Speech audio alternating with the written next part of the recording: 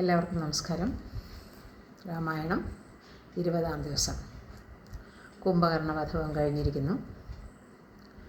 കുംഭകർണവധം. ദേവന്മാരും മുനിവൃന്ദവും ജയാരവങ്ങൾ മുഴക്കി. നാരദ മഹർഷി രഘുനന്ദനെ സ്തുതിച്ചു. കുംഭകർണൻ്റെ വിവരം അറിഞ്ഞ് രാവണൻ ഭൂമിയിൽ വീണുരുണ്ട് നിലവിളിച്ചു. മഹോദരനും മഹാപാർശ്വനും അടങ്ങുന്ന 8 അംഗ സംഘം വൻ സന്നാഹങ്ങളുമായി പോരിനിറങ്ങി. ആ യുദ്ധത്തിൽ വാനരന്മാരും രാക്ഷസന്മാരും ആയിരക്കണക്കിന് കൊല്ലപ്പെട്ടു. അന്തകനെപ്പോലെ കുന്തവുമേന്തി കുതിരപ്പുറത്തേറി വന്ന നരാന്തകനെ അംഗദൻ മുഷ്ടിപ്രഹരത്താൽ വധിച്ചു. മാരുതി ദേവാന്തകൻ്റെയും നീലൻ മഹോദരൻ്റെയും കഥ കഴിച്ചു. തൃശിരസിൻ്റെ തലകൾ 3 മാരുതി ഛേദിച്ചു കളഞ്ഞു.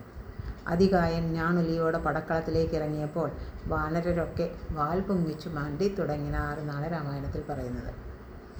അതികായനെ എതിർക്കാൻ ലക്ഷ്മണൻ ഒരുങ്ങി വന്നു. എന്നാൽ താൻ എയ്യുന്ന ഒരമ്പ് പോലും ആ രാക്ഷസന് മുറിവേൽപ്പിക്കുന്നില്ലെന്ന് കണ്ടപ്പോൾ സൗമിത്രി ചിന്താധീനായി.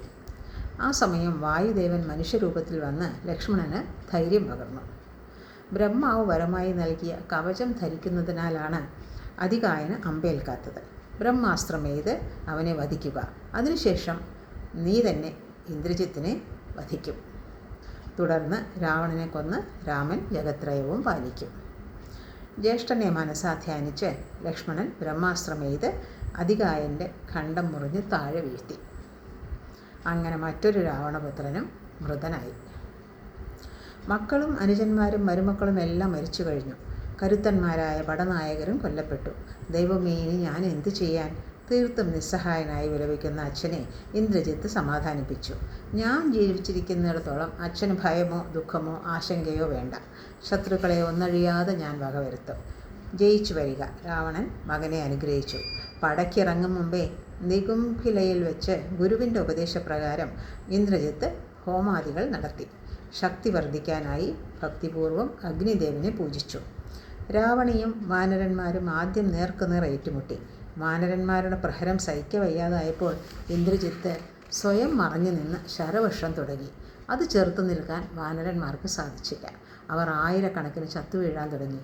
ദേവന്മാർ പോലും ആ കാഴ്ച കണ്ട് വ്യാകുലരായി. അവർ നോക്കി നിൽക്കെ രാമലക്ഷ്മണന്മാരും ഇന്ദ്രജിത്തിൻ്റെ ശരമേറ്റ് പടക്കളത്തിൽ ബോധമറ്റു വീണു. യുദ്ധഭൂമിയിൽ വീണ കിടക്കുന്ന മർക്കടന്മാരിൽ പ്രാണനുള്ളവർ ആരെങ്കിലും ഉണ്ടോ എന്നറിയാനായി മാരുതി ചുറ്റി നടന്നു. അതിനിടയിൽ ഭീതി പൂണ്ടു നിൽക്കുന്ന വിഭീഷണനെ കണ്ടു. 2 പേരും കൂടി അന്വേഷിച്ച് നടക്കുമ്പോൾ ജാമ്പവാനെ കാണാനിടയായി. മെല്ലെ ബോധക്കേട് മാറ്റി ഉണരുകയായിരുന്നു ആ വൃദ്ധൻ. എന്നാലും കണ്ണുമിഴിച്ച് നോക്കാൻ വയ്യ. താൻ വിഭീഷണനാണെന്ന് പറഞ്ഞ് അദ്ദേഹം ജാമ്പവാൻ്റെ കൈ പിടിച്ചു. ഉടനെ ജാമ്പവാൻ ചോദിച്ചു, വായുപുത്രൻ ജീവനോടെ ഉണ്ടോ? രാമലക്ഷ്മണന്മാരെ പറ്റി അന്വേഷിക്കാതെ ഹനുമാനെക്കുറിച്ച് ചോദിച്ചത് എന്തുകൊണ്ടാവാം? വിഭീഷണന് അതിശയം തോന്നി. മാരുതി മരിച്ചിട്ടില്ലെങ്കിൽ മറ്റാർക്കും സങ്കടമുണ്ടാവില്ല. മാരുതി മരിച്ചു എന്നാൽ മറ്റെല്ലാവരും മരിച്ചു എന്നുറപ്പിക്കാം. ഇല്ല, ഞാൻ മരിച്ചിട്ടില്ല. ഹനുമാൻ ജാമ്പവാൻ്റെ കൈ പിടിച്ചു. അദ്ദേഹത്തിന് സന്തോഷമായി. രഘുനന്ദനന്മാരെയും വാനരന്മാരെയും ജീവിപ്പിക്കുവാൻ നീ മാത്രം മതി. അതെങ്ങനെ സാധിക്കാമെന്ന് ജാമ്പവാൻ വിശദീകരിച്ചു. കൈലാസത്തിലെ ഋഷഭാദ്രിയിൽ ദിവ്യങ്ങളായ ഔഷധങ്ങൾ വളരുന്നുണ്ട്. അവ വേദസ്വരൂപങ്ങളാണ്. സൂര്യനോളം പ്രഭയുണ്ട്. നീ അവിടെ ചെന്ന് ആ മരുന്നുകളും കൊണ്ട് വേഗത്തിൽ വരിക. മാരുതി വായുവേഗത്തിൽ ആകാശത്തിലേക്ക് കുതിച്ചുയർന്നു. വായുപുത്രൻ വായുവേഗത്തിൽ ദിവ്യ ഔഷധങ്ങൾ തേടിപ്പോയ കാര്യം ചാരന്മാർ മുഖേന രാവണൻ അറിഞ്ഞു. രാവണൻ ചിന്താവിവശനായി കാലനേമി എന്ന രാക്ഷസൻ്റെ വീട്ടിലെത്തി. ഹനുമാൻ ഋഷഭാദ്രിയിലേക്ക് പോയിരിക്കുന്നു. നീ താപസവേഷത്തിൽ ചെന്ന് അവൻ്റെ വഴി തടയണം. അവൻ ഔഷധങ്ങളുമായി മടങ്ങി വരാൻ ഇടയാവരുത്. മാരീചനെ പോലെ രാമബാണമേറ്റ് മരിപ്പാൻ എനിക്ക് മടിയില്ല. കാലനേമി രാവണനെ തൊഴുതുകൊണ്ട് പറഞ്ഞു. പക്ഷേ നിന്നെ ഓർത്താണ് എനിക്ക് സങ്കടം. വേണ്ടപ്പെട്ടവരെല്ലാം മരിച്ച് നീ മാത്രം ജീവിച്ചിരുന്നിട്ട് എന്തു ഫലം? രാജ്യം കൊണ്ട് എന്തു ചെയ്യാൻ? അഥവാ ജാനകിയെ സ്വന്തമാക്കിയാൽ തന്നെയും നിനക്ക് സന്തോഷിക്കാൻ സാധിക്കുമോ? അതുകൊണ്ട് സീതയെ രാമന് നൽകുക, രാജ്യം വിഭീഷണന് നൽകുക. മനഃശുദ്ധിയോടെ മുനിവേഷം കൊണ്ട് നീ കാട്ടിൽ സ്വസ്ഥനായി വാഴുക. കാലനേമിയുടെ നല്ല വാക്കുകൾ രാവണൻ്റെ ക്രോധത്തെ കൂടുതൽ ജ്വലിപ്പിച്ചു. വാളുമെടുത്ത് കാലനേമിയുടെ കഴുത്ത് വെട്ടാൻ വാങ്ങി. വേണ്ട, എന്നെ കൊല്ലണ്ട. ഞാൻ നിൻ്റെ ആജ്ഞ അനുസരിക്കാം, കാലനേമി പറഞ്ഞു. ദുഷ്ടന്മാരുടെ കൈകൊണ്ട് മരിച്ചാൽ ദുർഗതിയേ ഉണ്ടാവൂ. അതേതായാലും ഞാൻ ആഗ്രഹിക്കുന്നില്ല. നിന്നെ അനുസരിച്ച് ഞാൻ സദ്ഗതി നേടിക്കൊള്ളാം. കാലനേമി ഹിമവൽ പാർശ്വത്തിൽ താപസവേഷത്തിൽ ചെന്നിരുന്നു. അവിചാരിതമായി അവിടെ ഒരു ആശ്രമം കണ്ടപ്പോൾ ഹനുമാൻ അത്ഭുതം തോന്നി. എന്തായാലും ആ താപസനെ കണ്ടു വണങ്ങി. രാമദൂതനാണ്, രാമൻ്റെ കാര്യം സാധിക്കാനായി വന്നതാണ്. വല്ലാതെ ദാഹിക്കുന്നു, ജലം എവിടെ കിട്ടുമെന്ന് പറയാൻ കനിവുണ്ടാവണം. കാലനേമി ഹനുമാനെ അനുഗ്രഹിച്ചു. ഒട്ടും ആശങ്ക വേണ്ട, നീ പോന്നതിൽ പിന്നെ രാമൻ്റെ കാരുണ്യത്താൽ പടക്കളത്തിൽ വീണ് കിടന്നവർക്കെല്ലാം ബോധം വീണ്ടു കിട്ടിയിരിക്കുന്നു. അതുകൊണ്ട് വെള്ളം കുടിച്ച് ക്ഷീണം തീർത്ത് നിനക്ക് തിരികെ പോകാം. കാലനേമി മായ കൊണ്ട് ഒരു ബ്രഹ്മചാരിയെ സൃഷ്ടിച്ചു. ദാ ഈ മുനികുമാരൻ നിനക്ക് ജലാശയം കാട്ടിത്തരും.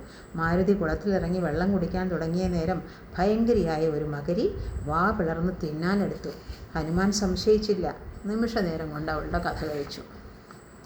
അവൾ ധന്യമാലി എന്ന അപ്സരസായിരുന്നു. ഏതോ മുനിശാപം കൊണ്ട് മകരിയായി. നിന്റെ കൈകൊണ്ട് മരണം സംഭവിച്ചതോടെ എനിക്ക് ശാപമോക്ഷവും കൈവന്നു. ആ പുണ്യാശ്രമത്തിൽ കണ്ട താപസൻ രാവണൻ്റെ ബന്ധുവായ കാലനേമി എന്ന രാക്ഷസനാണെന്നും ആ ദുഷ്ടനെ വേഗത്തിൽ വധിക്കണമെന്നും ധന്യമാലി ഹനുമാനോട് പറഞ്ഞു. മാരുതി ആശ്രമത്തിലെത്തി. ഒട്ടും കാലതാമസം കൂടാതെ കാലനേമിയെ വധിച്ചു. നേരെ ഋഷഭാദ്രിയിൽ ചെന്നു ചേർന്നു. ഹനുമാൻ ഔഷധവുമായി തിരിച്ചെത്തുന്നത് അടുത്ത ദിവസം.